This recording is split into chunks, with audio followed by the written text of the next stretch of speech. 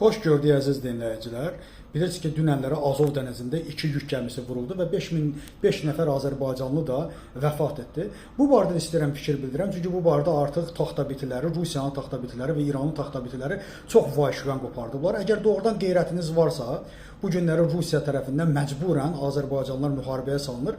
1000 nəfər itkin düşüb və 5000-ə yaxın insan da öldürülür və buna niyə səsini çıxmadı? Bu bir. İkinci isə orada olanlar artıq bu günləri Ukraynanın dron komandiri məlumat verib ki, məhz o gəmilər Ukraynanın işğal olmuş ərazilərindən taxıl daşıyırmışlar Rusiya ərazisinə. Niyə? Əlbəttə ki, bunlar legitim hədəfdir Ukrayna üçün. Kimliyindən asılı olmayaraq Ukrayna bunları vurmalıdır. Və yaxud da ki, biz Odessada Türkiyəyə aparılan yüklər vardı, taxıl yükləri vardı. Rusiyanın bunları vurduğunu şahidi olurduq. Bəs niyə vururdu o?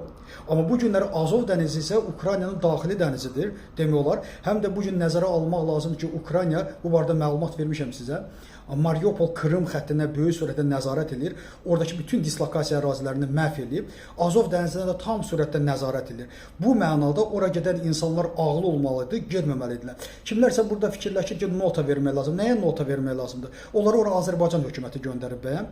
Xeyr, o gəmilər Azərbaycandan məxsusdur. Xeyr, ora gəmi mi göndərələr? Əlbəttə, onlar ora qaçaqmançılığa gediblər.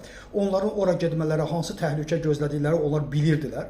Necə ki, 5000 nəfər Azərbaycanlı Rusiya tərəfindən rasxoda verilib. Onlar da Rusiya tərəfindən rasxoda verilib və onlar Ukrayna tərəfindən legitim hədəfdirlər və onlar vurula bilərlər. Onlar bunu düşünməlidirlər və ora getməməlidirlər. Əvvəla, Ukraynanın işğal olmuş ərazilərindən taxıl daşıyırlar, bu özü bir cinayətdir.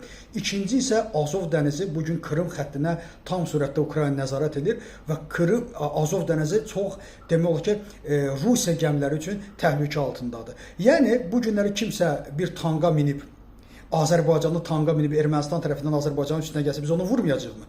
Əlbəttə vuracağıq, bizim üçün legitim hədəfdir, üzərimizə gəlir.